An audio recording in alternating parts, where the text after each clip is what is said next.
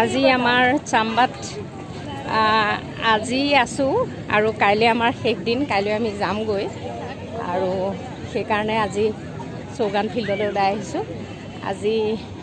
আজি মানে ইয়াত বহুত বেছি ভিৰ, মানে একদম কেনেকুৱা ভিৰ হৈছে নহয়। আজি ইমানেই মানুহ হৈছে ফিল্ডত, চব তলত জুম বান্ধি বান্ধি বহি আছে আৰু তাতে সৰু সৰু ল'ৰা ছোৱালীবোৰে খেলিছে, খাইছে ডাঙৰে। আমি চাম্বাত আজি আছোঁ আৰু কাইলৈ আমি ইয়াৰ পৰা দিল্লী যামগৈ আৰু দিল্লীৰ পৰা আকৌ যোৰহাট গৈ আছোঁ।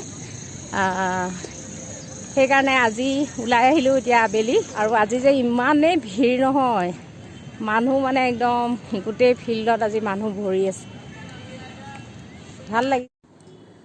সন্ধ্যা লাইটৰ পোহৰত চাম্বাখন বৰ মনোমোহা হৈ পৰে আৰু সন্ধ্যা পৰত পাহাৰৰ ওপৰত থকা গাঁওসমূহত লাইটবোৰ জ্বলি উঠে তেতিয়া এনেকুৱা লাগে যেন আকাশৰ তৰাবোৰহে ওলমি আছে আৰু চাৰিওফালে লাইটৰ পোহৰ ধিমিক ধামাককৈ আঁতৰৰ পৰা জিলিকি থকা লাইটৰ পোহৰবোৰ দেখি সঁচাকৈ এটা এটা তৰাৰ নিচিনা লাগে আৰু দেখিবলৈ যে ইমান সুন্দৰ হৈ পৰে।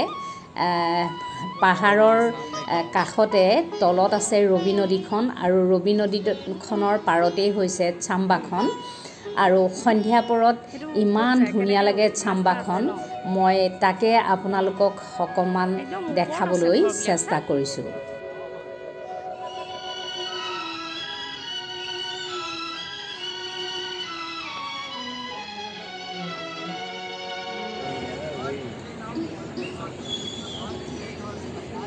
চৌগান ফিল্ডৰ কাষৰ যিটো ৰাস্তা সেইটোৱেদি আমি এতিয়া আহি আছোঁ।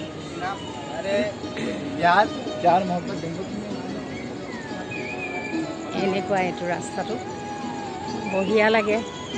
তলত এইফালে কাষত আছে ৰবি নদীখন, ৰবি নদীৰ পাৰত সেইটো পাহাৰৰ সেই ওপৰত গাঁওবিলাকত এতিয়া লাইটবোৰ জ্বলি আছে।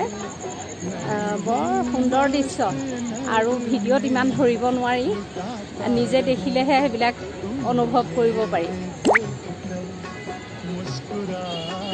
আৰু ৰাস্তাটোৰ দাঁতিত এটা ছাইডে এনেকুৱা বেঞ্চবোৰ পৰা আছে, তাত কিছুমান মানুহ বহি থাকে।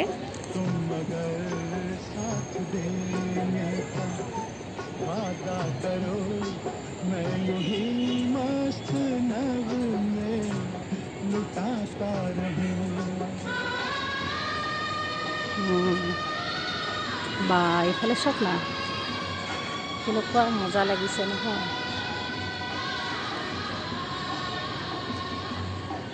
বঢ়িয়া লাগিছে।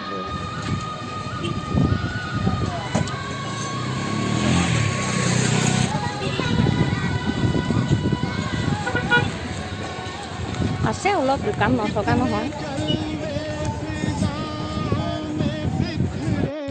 চাম্বাৰ বজাৰ বৰ ধুনীয়া লাগে এই গধূলি টাইমটোত। সৰু সৰু দোকানবোৰ কাষে কাষে।